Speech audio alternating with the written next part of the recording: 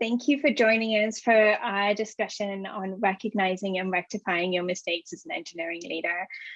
This webinar is going to last roughly 45 minutes. Afterward, both myself and the panelists will be in the Lead Dev Slack to answer your questions in the continuous learning channel.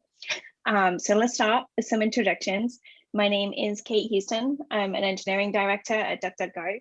And my panelists are Ellie Badelli, who's the head of mobile at Automatic, Yulin Lee, who is the VP of strategy at Umbido, Sophie Roberts, who is the head of measurement at Pinterest, and Camille Bazbaz, my coworker at DuckDuckGo, who's our VP of communications.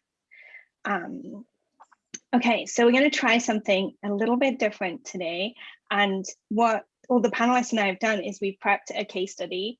I find most panels are often a little bit vague and full of platitudes. So I'm determined that that won't be the case today. So we're going to go through these case studies from each of my panelists, and then we'll have questions at the end. If you have any questions for them, please drop them wherever it is you're supposed to drop questions. In the Slack channel is fine.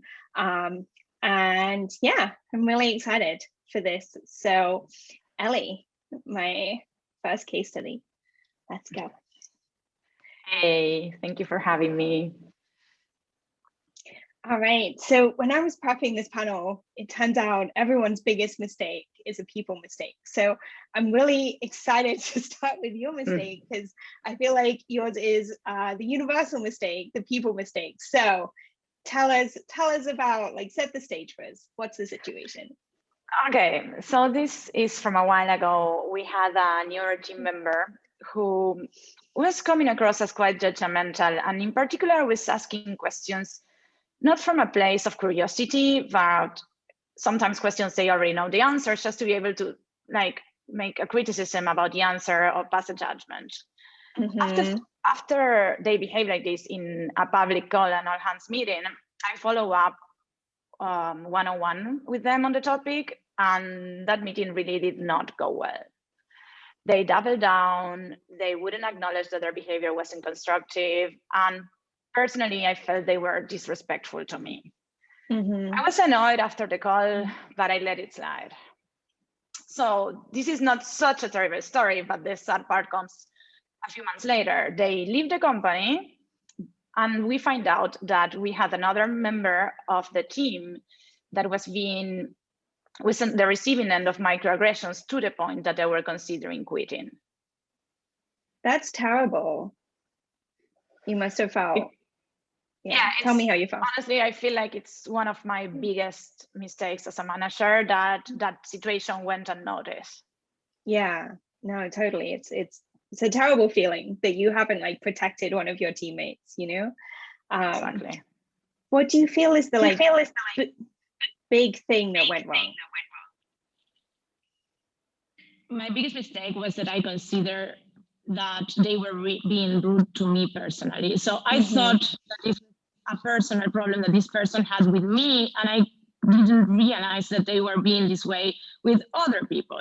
I also felt like because they had been this way to me publicly, any action that I would take afterwards could have been considered as retaliation. Yeah, that's really difficult. I think, you know, as a manager, it was always my expectation that everybody on my team should be treated with respect, right? But it took me a while to realize, like, oh, and that includes me. Exactly. And if somebody is willing to like behave that way to you, kind of the lead of the team, like what are they willing to do to other people? And then, you know, you find out too late. If they're willing to do that to you, think about what they're doing when nobody's watching, right? Exactly. If they're like that in public, how are they in private? Yeah. So what do you feel like you learned from this situation? Trust my gut more.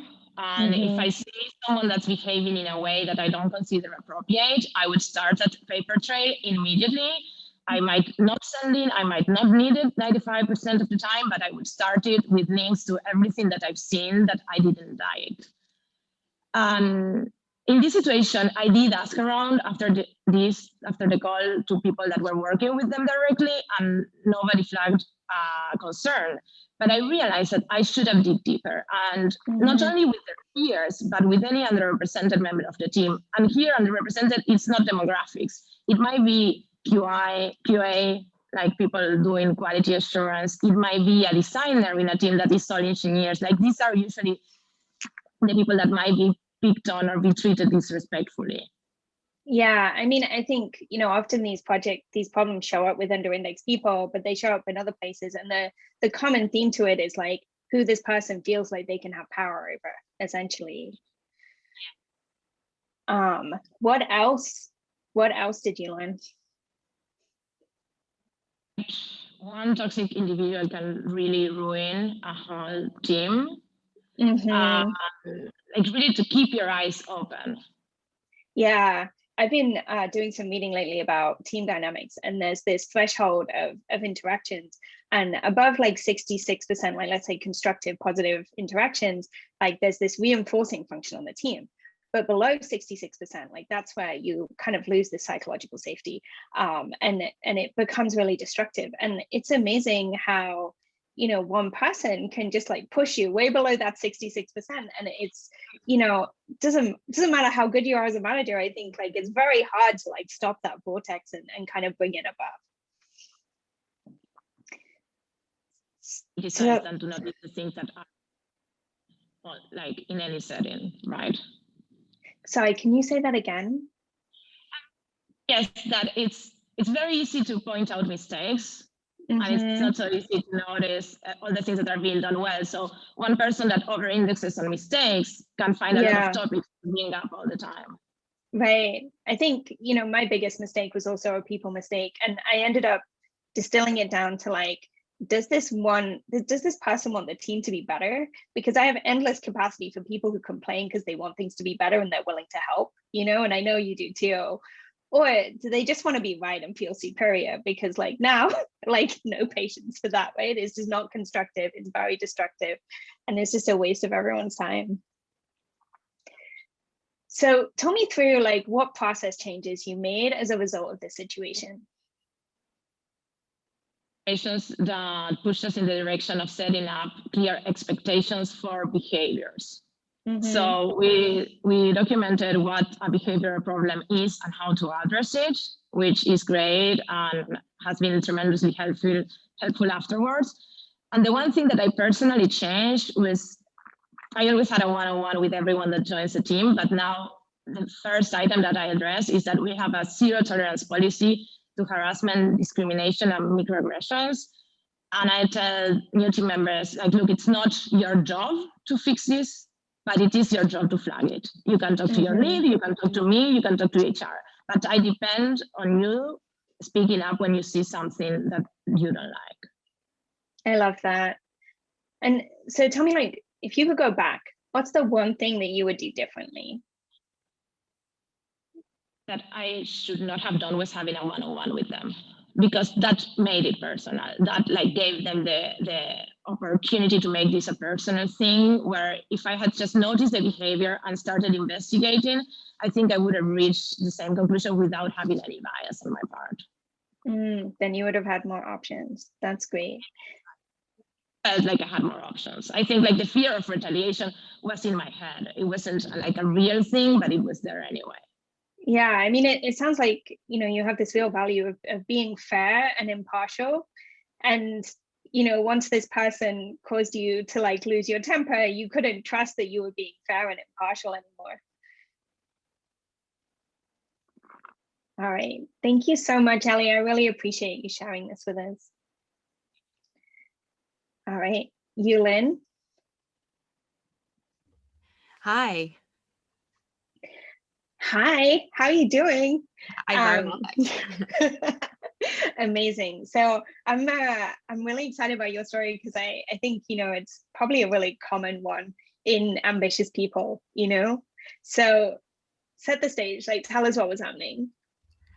So a number of years ago, I worked for a furniture e-commerce startup, and we had a certain business model, which is about minimizing inventory, predicting orders, and selling them. We realized that this wasn't how the market actually worked in the UK high-end market. So we wanted to create a whole new line, which was kind of design-led, made-to-order, which required a supply chain in Europe and a very different customer experience. So it was still furniture, but very different from what we were doing. And at the time, the company was set up in functions. So you had a design function, a photography function, a buying function. And by creating this whole new line of business, you basically cut across lots of different functions and had to work across all of them. We wanted to be a market as soon as possible, and we pushed extremely hard, so that we did. And we were a market within 3 months. We had a £1 million run rate 3 months after that. And then within 6 months, the whole team had left. So what I find really interesting about your story is how, it seems like a success, like superficially, but, in a different timeline, you consider it to be a mistake. And, definitely the whole team leaving, isn't great. So what do you feel went wrong? Like, what are the 1 to 3 key things? Yeah, definitely. A lot of things superficially seem like a massive success, and actually, what is the price you pay, right? So I think there were 3 big issues. So one was obviously pace setting within our team, and we were running at a really quite insane pace. I think every week we sat down and outlined like the 150 things that need to get done, and just sort of travel on weekends was an absolute given, and we just kind of kept running and running because there was so much energy, and the team was young and hungry and keen to prove themselves. The second, that because it was a new business line, nothing was built for scale, and it was hard to leverage the tech that we had. We didn't have tech support, so a lot of the work was really manual, a lot of things on sheets, a lot of temporary workers plugging the holes, and it was complete chaos, and which meant that as soon as the business actually started doing well, things started breaking.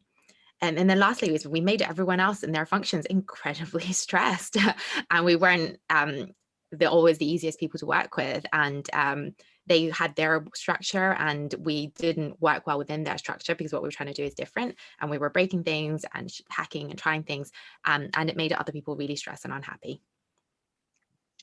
Wow. So what do you learn from this situation? A lot, actually. So I'm sure. Yeah, I think for me, it is one of my biggest management mistakes because it's such a fine line between passion and burnout. And I think you need to really actively manage it for yourself, but also help others and support others if they don't have the experience to, or everyone's kind of caught up on the passion of trying to make things happen. I think the second thing I really learned though was the value of like change management and understanding the capabilities of a business and what is possible within that business. I think when you're trying to do something new, like success is the output, not what you're putting in. And how do you affect that kind of change, drive change within the system without stressing the whole entire company out and also burning out your team? Yeah, and also I think making that change sustainable, right? By working within the system to adjust the system rather than, kind of next to the system to stress it out. Something that you and I talked about a bit is like there was an article in HBR about insecure overachievers. Yeah, definitely. How especially McKinsey are full of them, right? Yeah, I mean, I started my career in banking where those kind of hours and that kind of attitude was completely prevalent. And I think that probably did feature in it. It was one of my first gigs after my failed startup, and so I definitely felt like I was trying to prove myself. We also had a young team as well, and they were also trying to prove themselves, right? When you put young, hungry, ambitious people at a goal, they run to it. At almost at all costs, unless there is the structure and framework to help protect them from that. Yeah. So what kind of process changes resulted from this? I think the first one was, and because unfortunately a lot of people left so soon after the success. So the one that did work though well at the time was starting to work within the system. So I spent my weekends, fortunately, writing briefs so that everyone else outside the team could still operate as normal. So they worked to like creative briefs or tech briefs and so on. And so that way they could take the briefs and integrate to their system and not feel stressed about this external factor. And over time, actually, it made it much easier to integrate that part of the businesses into the rest of the functions, especially once everyone left. Yeah, that's great. What would you do differently today? Yeah, well, I think nature of being in strategy, right, is that you are always driving new things. So a lot of my jobs have always involved launching new product lines, new businesses. Luckily now software, not sofas. So I think two big things. I think one is just much more conscious of what is a sustainable pace and being more conscious of balance and burnout for myself and the team, and setting goals that are ambitious and realistic. Of course, you want to be ambitious, but you also want to be able to hit them within a framework, within the time frame that people are not feeling burnt out. And I think keep hitting them, I think, is like one of the big points of like, it's not enough to just hit the goal and then everything disintegrates, right? Like you want to keep hitting it over time. Or I think success is for the business, right? It's not you hitting one goal and then burning out and leaving. It's you being there and contributing, definitely over the long run. I think the second thing is actually appreciation of what change management is. I don't think that was in my vocabulary when this was going on, and actually really spending the time to understand the people and even the incentives, the dynamics, the system, and what is the best way to work within that system to affect the change that you want. Yeah, I find change management like so fascinating because a lot of it's just like basic human decency, like being a little bit considerate of others. But I think when people are coming in with this mindset of like, I need to create change, I need to do this, like it's easy for them to lose that empathy or to not take the time to feel that empathy because they're like, this is the problem that I'm trying to solve. Yeah, definitely. I think at the end, like it all comes down to empathy, right? Like being a good manager is empathy, being a good colleague, understanding your customers, being a good friend, being a good partner, etc. Like it all comes down to using that empathy effectively, but also having it. Yeah. And one thing we talked about in our prep that I'd just like love for us to kind of really put out there here is like your personal confidence growing is one of the things that kind of inoculates you from making that mistake again. Yeah, definitely. I think it also that and experience, having seen this on various different occasions now, I think we're just much more aware of what is sustainability. I think especially when you're in a small startup and there is that phase where everyone feels everything's absolutely critical and everyone's running really, really hard. That's when you've got to be the most careful. Of course, you don't want to not have any change either, but I think that confidence comes from having seen it a few times and trying to work out what works and what doesn't, even though of course every situation is different. Yeah, I love that. Thank you so much, Yulin. Thank you. Sophie. Hi. Hey, I'm really excited for your story because for me it's like, it's this like, I don't even know how to summarize it, but it's the small thing that you miss that turns out to be really important, I guess. So total spoiler alert, but Sophie, tell us what happened. Sure. And it's funny because as I was listening to Yulin's story, I was like, there's lessons in there that were also lessons that I learned during this story. But just for context, I joined IMDb, the Internet Movie Database, while at Amazon, and I had responsibility for the IMDb consumer client teams, specifically the iOS, Android, and web teams. When I started, there was an existing unstarted strategic priority to migrate the legacy video playback solution IMDb used to a more modern in-house solution created by Prime Video. This new solution was objectively better than the legacy solution. It supported, among other things, CDN caching, subtitling, DRM, and boasted a zero error rate of 99.9, which for perspective, the legacy rate was around 85%, and a zero buffer rate of 96%. So that is an incredible playback experience. We spent around 8 months with 8 engineers across iOS, Android, and web integrating the solution before deciding that we had to abandon the integration because we missed what was effectively the key requirement for IMDb, and that is time to first frame. That is the amount of time between you clicking on play and the first frame of the video playing. And we'll talk more as to why that happened and what that resulted in for us. Yeah, amazing. It's totally, I was thinking about this earlier, of like, wow, like the thing that people take for granted, right? So what would you say are the key things that went wrong in this project? Yeah, I think there were really 4 things. And the first lesson that I'd like everyone on the call to take is be wary of naming things. I mean, that's true in engineering regardless, but especially be wary of naming things as legacy or old or deprecated, because as soon as we internalize the existing solution was legacy, our attempts to improve the known deficiencies stopped. So we no longer did upgrades on the library, for example. We went all in on this new shiny solution, and I think everyone who's been an engineer at any point in their career recognizes this approach. We went all in on this new solution, and effectively what we did was we traded a set of known problems for a set of unknown problems. Okay, it led to additional sunk costs when we discovered the new solution's time to first frame was too slow. And we spent an additional 2 months attempting to optimize the experience to bring down this time to first frame, when the reality was it was fundamentally an architecture incompatibility between how the previous system worked, which was effectively just real-time streaming, and how the new system worked, which was real-time creation of the video stream on demand, depending on the client's specific capabilities. Right, so that's what was taking all of the time. The second lesson really was that new solutions inevitably overpromise and underdeliver. With an existing solution, you know and usually understand what the downsides are. With a new solution, especially when it's being built in parallel, features are often delayed. So CDN support got dropped, DRM got dropped, or dropped altogether, subtitling, which reduces the value add that the new solution would bring to IMDb's customers. And then I can go on to the next two, but I don't know if you have any questions for the first two, Kate. No, I mean, I've rolled out like multiple editors, and like it's always been my observation that like V2 is so much harder than V1. Like it's always full of gotchas. There's always the things that you miss, and like your bar is so much higher because you're not trying to like create that core thing of like utility for people. Exactly. It's like meet all previous utility and also be better. Right, and this was the thing that was really interesting here, and this is the sort of third lesson I take, which is learn your actual requirements.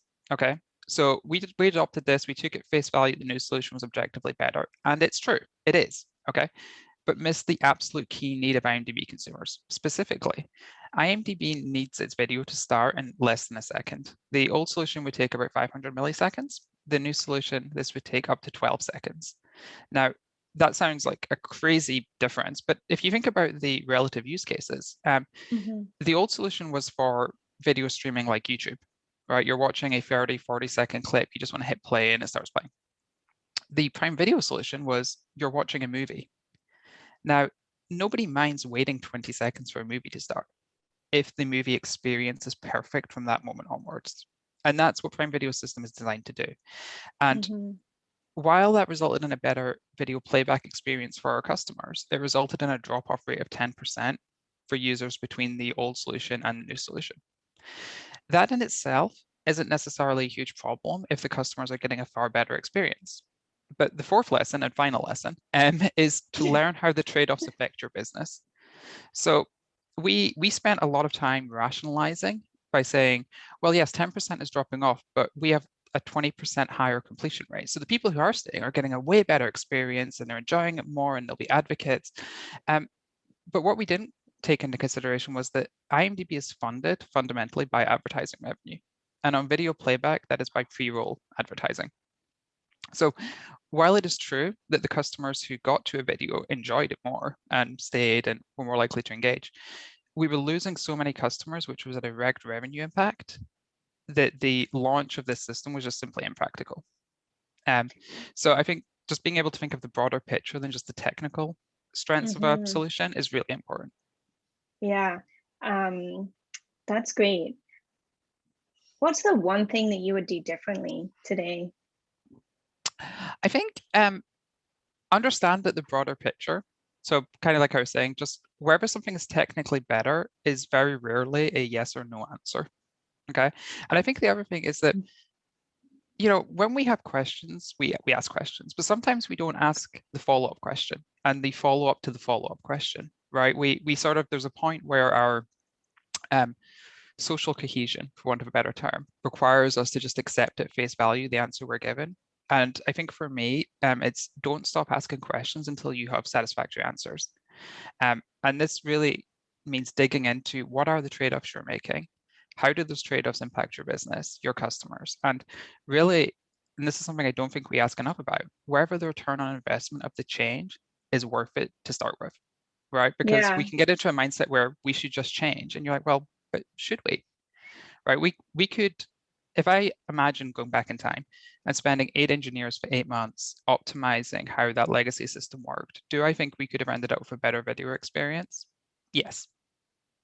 But we didn't consider it because we'd internalized that it was legacy and old and bad. And the new thing was shiny and good. And, and that just took us down a path of a lot of wasted resources. I think it can be really hard in a big company to in the context of IMDb being a piece of Amazon, like, the Prime Video infrastructure is the Amazon infrastructure. They want to get everybody on it, but the business model of IMDb is like fundamentally different from the business model of Prime Video. Like, you're right. Like, I would not mind waiting 20 seconds for like my movie to load. But if a website took 12 seconds to load a trailer, I would just think it was broken. I would be gone, Yeah, and there's an interesting part that you're bringing up there, which is the internal mechanisms at play as well, right? Because on one hand, this legacy solution you're paying a contract rate for, and on the other hand, it's an internal Amazon system, and that's generally better. It uses AWS, all these things. So there's definitely I think a will for the Prime Video solution to be better, but the reality is when we're talking about how systems are architected, simply willing it to be better doesn't make it true. Yeah, exactly. And it doesn't really matter if it's better in every way if it fails on your absolute core metric. Like, well, and this was the interesting thing, because no one talked about the core metric until about 6-7 months in, and everyone was so excited by all the additive things, but we really took it for granted that the sort of base layer would be at least as good as the old system, because we'd internalized that the old system was bad, and therefore surely anything would be as good as that. Amazing. Thank you so much, Sophie. Okay. Camille. Hey, Kate. Hiya. Hey. How are you? I'm good. Thank you. Thanks for having me. Thanks to Lita. Amazing. So I love your story because I feel like it captures this thing between judgment and discernment, which we talked a little about, and how we might not want to judge, but it is really important that we're discerning. So why don't you take us a little bit through the situation?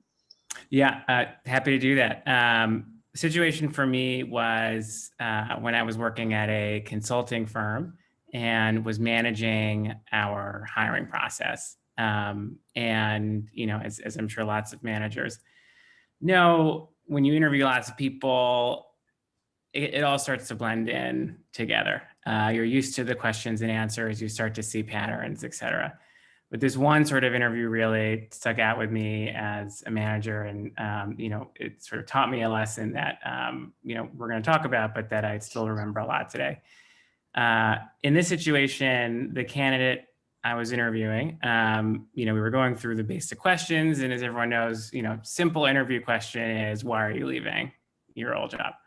And the answer to this question was, I'm leaving because I feel like I've learned everything I have to learn here. And there's nothing else for me to learn. I've maxed out. That's an interesting answer. Which is an interesting answer to a question that is sort of not easy to mess up. So it stuck with me, and I wasn't exactly sure what to do with it, how it should impact the hiring, et cetera. So what ended up happening is we ended up hiring this person, and despite her sort of other stated intentions, or this person's stated intentions to learn more, there was a lot of resistance the entire time. Yeah, no, I've totally seen that before. Like, people who talk a lot about how they want to learn more, but like the reason why they're not learning more is entirely within themselves to change. Yes, that is exactly right. Yeah. So what do you feel are the key things that went wrong here? I think one of the key things was that, I told myself that I was seeing that I was not seeing what I thought I saw. I created doubt in my own instincts and minimized my own instincts for the sole reason of basically not wanting to really deal with it. And that ended up having a negative long-term effect, because while sort of managing this person in the long term, it became clear that they were more interested in doing the things they were already good at than the sort of stretch position that that we hired them to do. And so, that was one of the key things that went wrong there. And I think the other sort of thing is trying to understand the difference between judging and being discerning. And so, it felt, and I think this is sort of similar to Ellie's story, like it felt a little rude to be like, what's this? That's a bad answer, reject. And, why not give this person a chance? But, I was shown the evidence and chose to ignore it. And so, yeah. Yeah, I think that's really difficult. I mean, I ask a similar question every time I interview. I'm like, what are you looking for in your next job? And it's become like more and more of a red flag when I ask that question and all I hear about is somebody's last job, because what it really tells me is like, they don't really know what they're looking for. They just know what they're trying to leave. Right. Yeah. And so, how do you set someone like that up for success? I think ends up becoming hard. And so, one of the things that ended up going wrong, I think at first, as this person came onto the team was sort of giving them roles and responsibilities that they were not necessarily interested in doing. And so having to then really adjust an entire team structure to give that person work that they wanted to do created a lot of extra effort down the line. Yeah, totally. Not to mention also that person wasn't super happy. And so, there's a tax on that. Yeah, it doesn't sound like anybody was that happy in that situation. And, right. I know, one of the things that we talked about is like, you feeling as a manager, you want to make people successful, right? And it's kind of your job to do that and understanding kind of where you start drawing the lines there. Yeah, totally. And, you're sort of trying to hire for strengths and make sure that, as a team, you're balancing out strengths. So if I know I'm good at something, but really bad at something else, it's good to have someone who is good at those other things so that you can balance responsibilities and have sort of a baseline team that can do lots of different stuff. And then you as a manager don't have to carry all of that. And,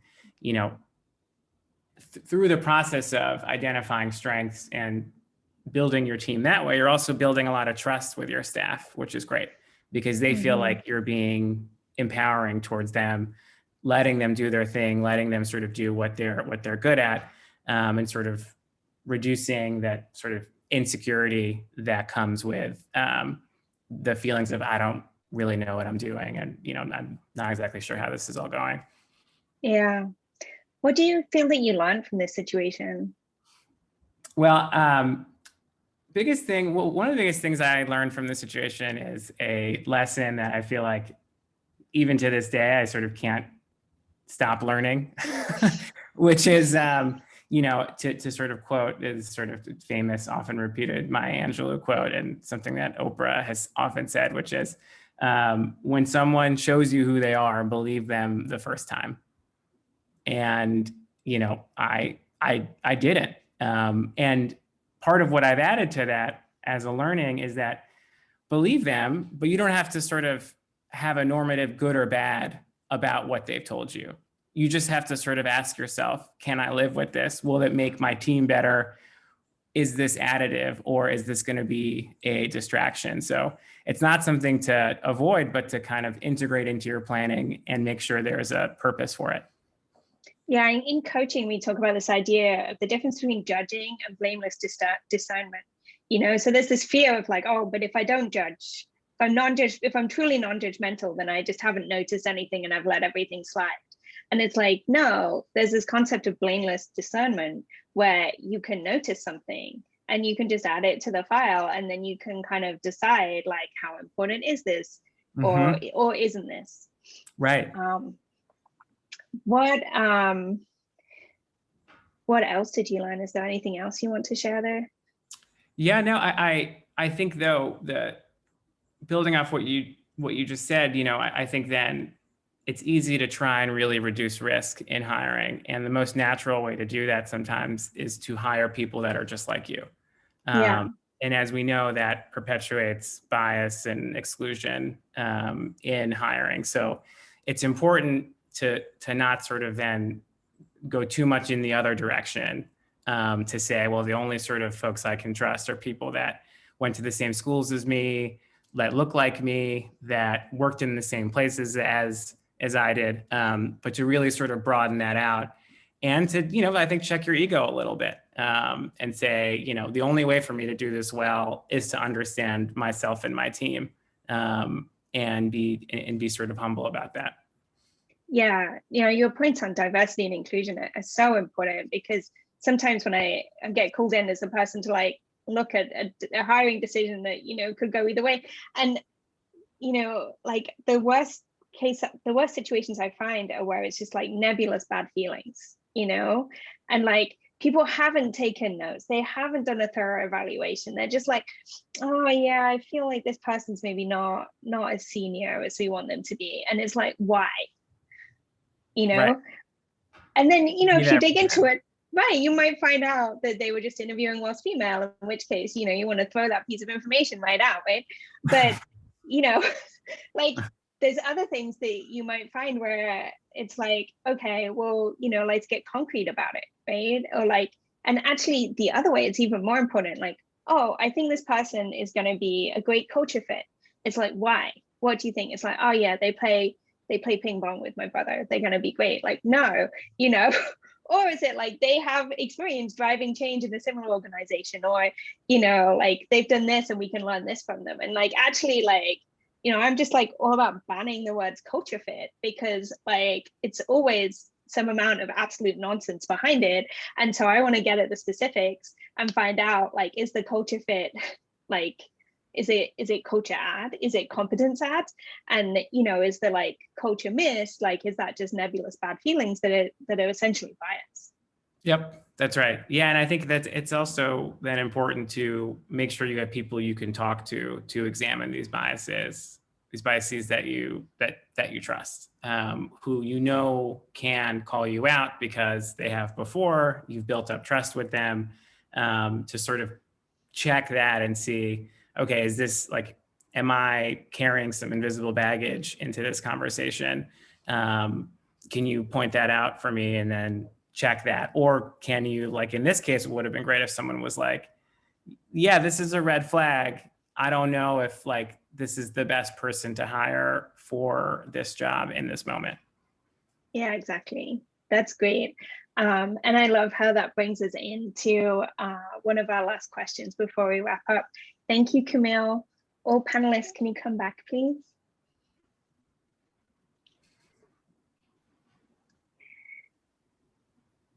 Amazing. So I'm hoping we can get through 2 questions before we wrap. We'll try and take some audience questions as well. Otherwise, we'll have to move them into the Slack channel. So the first one is, what things do you think help you prevent or mitigate mistakes? Yulin, I know you've got an answer to this. I think, well, firstly, self-awareness, right? And being like genuinely open to yourself about what is the situation and how you're reacting, and being able to take your biases or emotions out of it. And on a personal note, I found having a coach really helpful. It's probably been one of the best things that I've done in terms of that sort of self-awareness, and also even just having an hour to speak to someone about these issues that you don't even speak to your partner about, and having that quality time to really think and reflect. That's been incredibly helpful for me. Yeah, hard same on coaching. It's so powerful to have somebody who's just trying to help you be the best you. Like, no matter how supportive your boss is, like, you can't really expect that from them after a certain level, or maybe at all. Ellie, do you have something to share here? If the question, I was typing an answer for another one. So what things help you prevent or mitigate mistakes?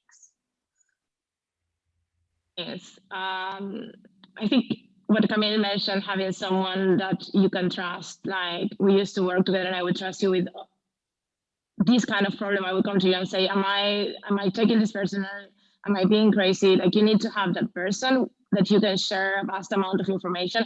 and you can trust their judgment, that they will keep you in check and they will call you out when you're making mistakes. And the other one is like, trust your gut a little bit more. Like, lean into your gut. Don't make decisions with your gut. But when your gut tells you to check more, just check more, dig deeper. You're going to regret the instances where you have not. Yeah, exactly. My favorite Ellie story is that at some point, I don't even remember what it was about, but she said to me very seriously, she was like, Kate, I would never let you do anything that's stupid. That's it. Can I add something to that, Kate? One of the things that sort of I would hope prevents me from making mistakes is this idea that, building trust takes a really long time. Breaking trust takes a second. And like the idea that like something can change really, really quickly if I'm not being careful in how I'm communicating is something that sort of hangs over me all the time. And so, it's a helpful thing for me to just sort of pause in these moments. And, as a communications person, I think in general, you're sort of thinking, if I do this, then what are the 10 things people will have, and how are they going to react? So it's a little natural for me to overanalyze everything. But this idea that you could work really hard to do everything right, and then the wrong thing, it's gone, you have to start over, has been a helpful thing.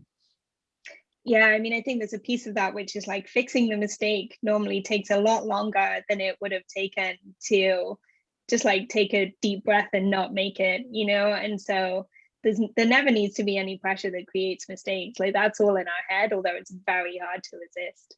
Mm-hmm. Sophie?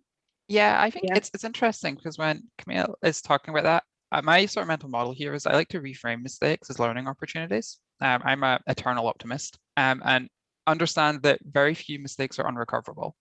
I actually think that one of the biggest challenges in leadership roles is delays caused by a lack of clear commitment, or being paralyzed by the fear of something being a mistake. If you take the premise that most mistakes are correctable, then gathering as much input as possible, being responsive to feedback, and I cannot stress that one enough. If you start down a path that is a mistake and someone tells you, listen, okay, don't keep going. And just being willing to change your perspective is key to, I think, to what Camille said, regaining or building that trust, to be honest, because you build a lot more trust when you listen to people than you do by not making mistakes in the first place. So if you're going down a path that's a mistake and someone says, maybe you shouldn't do that because of X, Y, Z, a good answer is, you know what, you're totally right. And then you go back and you reframe and you work out how to do it. So don't be scared of making mistakes. Just be responsive if they happen, because they will happen. Yeah, I love that. I had another question, although I'm just tempted to end on that. That's all because it was so good. But yeah, I mean, the easiest way to not make a mistake, right, is kind of to do nothing. But then the non-decision decision can, like, the non-decision is also a decision, and you should like make it actively if that's what you're going to do. All right, so last question, very much lightning round, but as a manager of managers, how do you support your directs in making mistakes?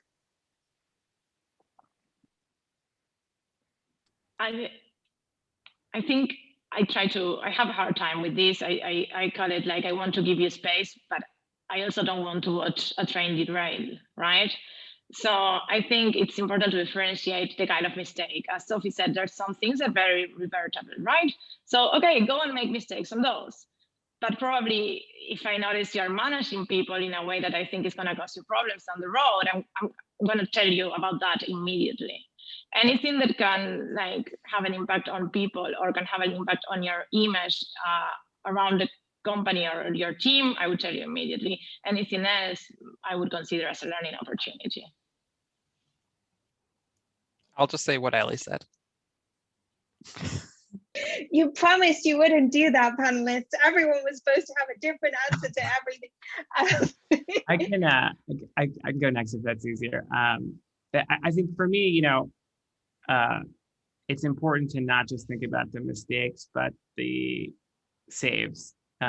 you know, no one gets credit for the saves. You know, we joke all the time in sort of comms land that like, we wish like sort of hockey or soccer / football goalies, right? Like there's a saves stat, like the amount of goals you stop is a stat. And as a manager, that's not a stat, right? That's just supposed to be what you do, is like not have these things happen.